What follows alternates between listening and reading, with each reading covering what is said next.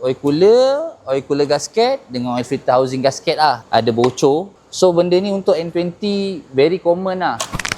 Okay geng, hari ni ada sebiji model BMW F30 engine N20.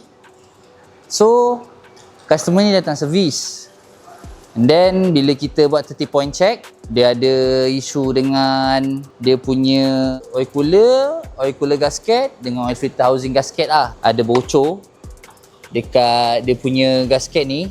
So benda ni untuk N20 very common lah kan. So bila korang tak mencegah benda ni dengan lebih awal, dia boleh jadi minyak hitam kurang, and then engine oil dripping dan sebagainya lah.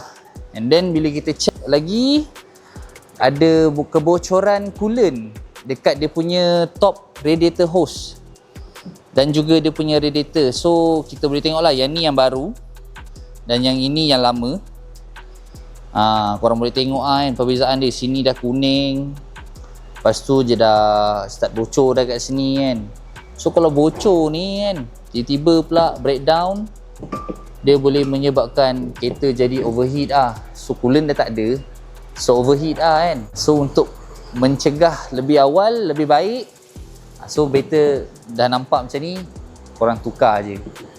And so kalau korang ada masalah macam ni, korang tak payah tunggu lama-lama, tak payah sayang sangat duit tu. Better datang dekat Transmatic Auto Benz, korang tukar, then korang boleh memandu dengan rasa selamat. So jangan lupa datang ke Transmatic Auto Benz, and I see you guys in the next video. Ciao.